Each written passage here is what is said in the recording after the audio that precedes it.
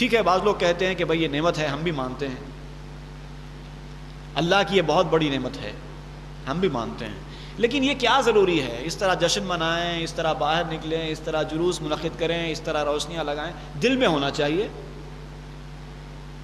دل میں ہونا چاہیے، ہمارے دل میں ہے، بس اتنا کافی ہے۔ یہ دراصل اندر کا بغض ہے جو اس طرح کی باتیں منہ سے نکلواتا ہے، اور ساتھ ہی ساتھ ناواقفیت اور جہل بھی ہے جو قرآن اور حدیث کو نہیں پڑھنے سے پیدا ہوتا ہے۔ نعمت کا ایک ہوتا ہے ذکر، جیسے کہ قرآن مجید میں ارشاد ہوا، یا بنی اسرائیل اذکروا نعمت التی انعمت علیکم وانی فضلتکم علی العالمین۔ نعمت کو یاد کرو، یہ بھی اللہ کا حکم ہے۔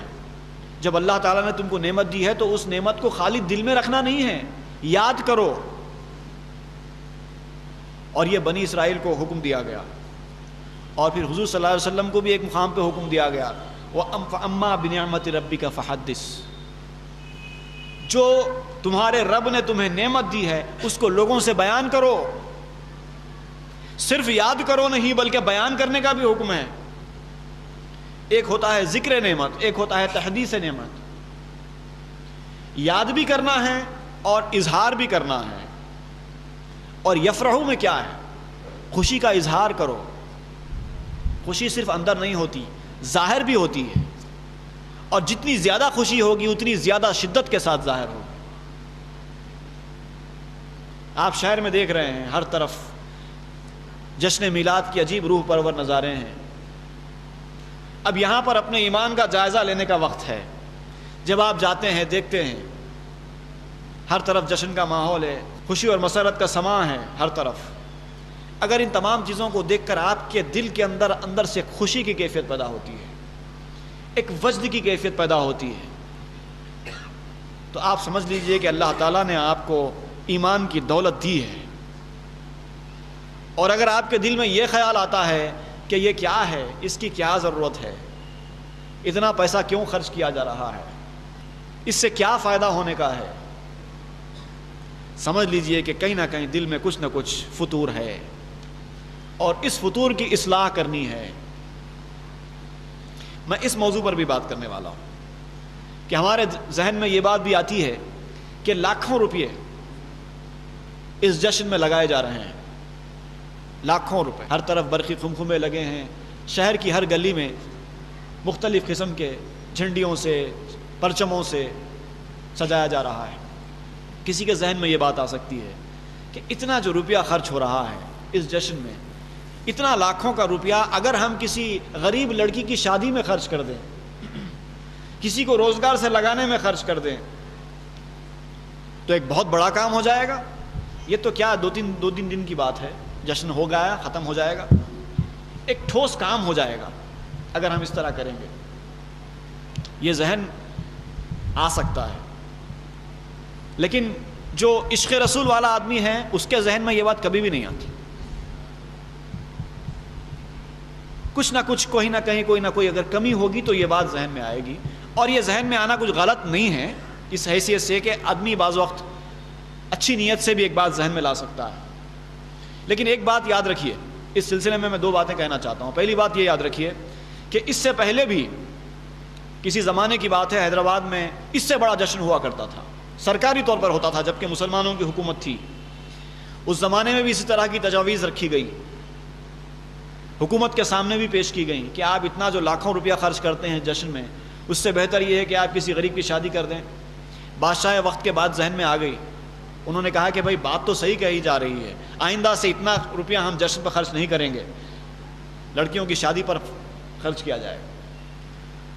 اس کے بعد چند سال تک لڑکیوں کی شادی بھی ہوتی رہی، لیکن آہستہ آہستہ لڑکیوں کی شادی کا سلسلہ بھی ختم ہو گیا، جشن میلاد کا سلسلہ بھی ختم ہو گیا۔ تو اس طرح کے جو مشورے دل میں آتے ہیں یا لائے جاتے ہیں، یہ دراصل اس جشن کو روکنے کی ایک پہلی سیڑھی بنتی ہے۔ اب رہا یہ سوال کہ اتنا اسراف کیوں کریں؟ پہلی بات آپ ذہن میں رکھ لیجئے کہ اسراف کس کو کہتے ہیں؟ اسراف کس کو کہتے ہیں؟ اسراف اس کو کہتے ہیں جو پیسہ آپ غیر ضروری کام میں خرچ کریں، اس کا نام اسراف ہے۔ اگر آپ جشن میلاد کی اس رنگا رنگی کو اسراف کہیں گے تو سیدھی سیدھی بات یہ ہوگی کہ آپ جشن میلاد کو غیر ضروری کام سمجھ رہے ہیں۔ میرے پاس ایک موبائل ہے، 2000 کا ہے، مثال کے طور پر 800 روپے میں بھی ایک موبائل آتا ہے اور وہی کام دیتا ہے جو 2000 والا دے رہا ہے۔ مجھے کوئی فوٹوز کھینچنا نہیں ہے موبائل سے، سیدھی سیدھی بات کرنے کے لیے خرید رہا ہوں، اور 2000 کے موبائل میں بھی وہی ہے۔ یہ 800 روپے والا موبائل جو کام دے رہا ہے، 2000 کا موبائل بھی وہی کام دے رہا ہے۔ تو اب 2000 کا موبائل جو میں نے خریدا تو اس میں 1200 روپے اسراف ہوئے، کیونکہ جو کام 800 میں ہو سکتا ہے اس کے لیے میں 2000 کیوں خرچ کروں؟ اس کا نام اسراف ہے۔ لیکن یہاں پر ہماری نظر کسی اسراف کی طرف جاتی نہیں ہے۔ اگر ہم اپنی زندگی کا مطالعہ کریں تو قدم قدم پر اسراف ہے، وہاں پر کسی کی نظر اسراف پر نہیں گئی۔ جیسے ہی رسول کے میلاد کا ذکر آیا فوراً خیال آ گیا اسراف کا۔ اب آئیے اسراف کے دوسرے پہلوؤں پر میں نظر ڈالتا ہوں۔ کعبۃ اللہ شریف ہے، اس میں غلاف چڑھایا جاتا ہے۔ بتائیے غلاف کی کیا ضرورت ہے؟ کعبۃ اللہ شریف کو غلاف کی کیا ضرورت ہے؟ وہ اسراف نہیں ہے؟ سیدھا سادہ غلاف بھی نہیں چڑھایا جاتا، سونے کے پانی سے، سونے کے تاگوں سے اس پر خوبصورت قسم کا کام کرایا جاتا ہے۔ اس کا کیا کام ہے؟ وہی سونا جو لاکھوں روپے کروڑوں روپے میں خرچ کیے جا رہے ہیں کعبۃ اللہ کے غلاف کے، اگر وہی کسی غریب کی شادی پہ لگا دیا جائے تو؟ مسجد نبوی کی تعمیر ہوئی، جو گئے ہیں دیکھے ہوں گے کہ سونے کا پانی چڑھایا گیا ہے خوبصورتی کے لیے، کئی مقامات پر ٹنوں کا سونا خرچ کیا گیا ہے، اور اس قدر خوبصورت زیب و زینت کی گئی ہے کہ آپ کی دیکھے تو آنکھیں ششدر رہ جائیں۔ کروڑا روپے کا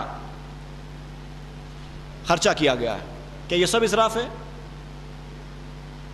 اسی طرح میں بہت ساری مثالیں دے سکتا ہوں، کہیں نہ کہیں آ کے آپ پھنس جائیں گے۔ یہ سب اسراف نہیں ہے، کچھ بھی اسراف نہیں ہے۔ کعبۃ اللہ کا غلاف بھی اسراف نہیں ہے، اس کے پیچھے اتنا روپیہ خرچ کرنا بھی اسراف نہیں ہے۔ مسجد میں ہیلوجن لگانا، اس پہ اب یہ مسجد کے اوپر یہ خمخمے لگے ہوئے ہیں، یہ اسراف ہے؟ اسراف نہیں ہے۔ کیوں نہیں ہے؟ اس لیے کہ یہ غیر ضروری کام نہیں ہے۔ اسلام میں جس کام سے دین کی سربلندی ہوتی ہو، دین کا دبدبہ قائم ہوتا ہو، رعب قائم ہوتا ہو، اس میں خرچ کیا جانا والا 1 روپیے سے لے کر کروڑا روپیے تک کا جو خرچہ آپ کرتے ہیں، اس میں سے کچھ بھی اسراف میں داخل نہیں ہے۔ اور یہ جو میلاد کی محفل ہے، جس کو آپ اور ہم 2 دن کی محفل سمجھتے ہیں، یہ 2 دن کی نہیں ہے۔ اگر آپ اس کی افادیت کا جائزہ لیں تو یہ آپ کی زندگی بھر کی کمائی بن سکتی ہے۔ اس میں اسراف کیسے ہو سکتا ہے؟ اور یہ باطنی طور پر تو آپ کو اس سے کیا کیا ملنے والا ہے اس کا آپ کو اندازہ بھی نہیں ہے۔ ظاہری طور پر بھی اس کے بڑے فائدے ہیں۔ آج جشن میلاد ہو رہی ہے، سارے مسلمانوں کو، ہر چھوٹے بڑے بچے سے لے کے بوڑھے تک کو، سب کو پتہ چل رہا ہے کہ ہمارے رسول کی آمد کے دن ہیں۔ ہر طرف جشن بہاراں ہیں۔ ہوئی ہے سید علی وقار کی آمد، بہار میں ہوئی جانے بہار کی آمد۔ ہر طرف جشن کا ماحول ہے، سب کو پتہ چل رہا ہے۔ اگر یہ سلسلہ ختم ہو جائے گا تو ایک دن ایسا آئے گا کہ آپ کے گھر کا مسلمان بچہ پوچھے گا یہ میلاد النبی کیا ہوتی ہے؟ کیا آپ ایسی اولاد پسند کریں گے؟ کیا آپ ایسا معاشرہ پسند کریں گے؟ زمانہ عجیب و غریب طرز پر جا رہا ہے، دین سے دوری کا زمانہ آتا جا رہا ہے۔ اگر ہم ان چیزوں سے بھی روکنا شروع کر دیں گے، غیر ضروری باتوں کو لے کر، تو پھر دین سے بہت دور ہو جائیں گے آنے والی نسل کے لوگ۔